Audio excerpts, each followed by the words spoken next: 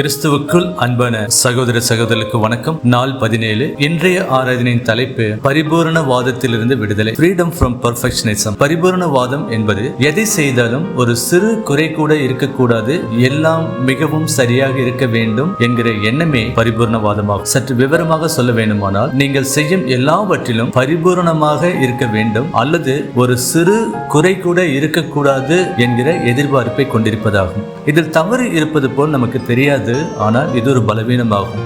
ஏனெனில் நாம் எதை செய்தாலும் சரியாக செய்ய வேண்டும், இல்லாவிட்டால் செய்யக்கூடாது என்கிற எண்ணம் மற்றும் மற்றவர்கள் செய்யும் காரியத்திலும் மிக உயர்ந்த தரநிலையை எதிர்பார்ப்பதாகும். நாம் எதிர்பார்த்த மாதிரி காரியங்கள் இல்லாவிட்டால் அல்லது மற்றவர்கள் அதை செய்யாவிட்டால் அதை நம்மால் ஏற்றுக்கொள்ள முடியாது. அதனால் அதிருப்தி மற்றும் பதட்டமாக உணர்வோம் அல்லது இனிமேல் செய்யவே கூடாது என்கிற எண்ணத்தில் உறுதியாக இருப்போம். பரிபூரணவாதம் என்பது நாம் எப்போதும் சுமந்து கொண்டிருக்கும் ஒரு பெரிய சுமையாகும். பரிபூரணவாதம் நமக்குள் இருக்கும் போது நான் எந்த ஒரு காரியத்தையும் என்னால் நிறைவாக செய்ய முடியாது என்கிற எண்ணம் நமக்குள் எப்போதும் இருந்து கொண்டே இருக்கும். நாம் செய்யும் செயலின் தரத்தை வைத்துத்தான் என்னுடைய தகுதி இருக்கிறது என்கிற மனநிலையை நமக்குள் உருவாக்கும். 2 கொரிந்தியர் 12:9 அதற்கு அவர், என் கிருபை உனக்கு போதும், பலவீனத்திலே என் பலம் பூரணமாய் விளங்கும் என்றார். ஆகையால் கிறிஸ்துவின் வல்லமை என் மேல் தங்கும்படி என் பலவீனங்களை குறித்து நான் மிகவும் சந்தோஷமாய் மேன்மை பாராட்டுவேன். இந்த வசனம் கூறும் முக்கிய செய்தி,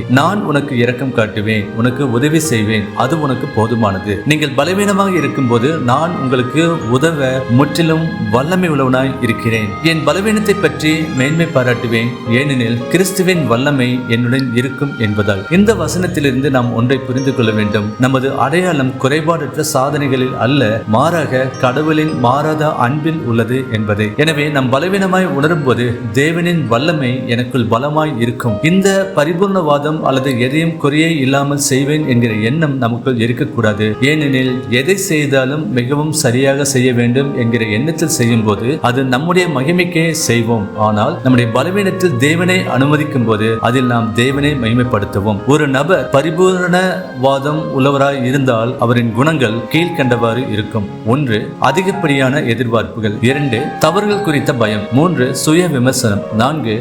தள்ளி போடுதல். வாழ்க்கையில் எந்த குறையும் இல்லாமல் எந்த ஒரு காரியத்தையும் செய்வேன் என இலக்கு வைப்பது ஆரோக்கியமானதாக இருக்கலாம். ஆனால் பரிபூரணவாதம் மன அழுத்தம், சோர்வு மற்றும் குறைந்த சுயமரியாதையை ஏற்படுத்தும்.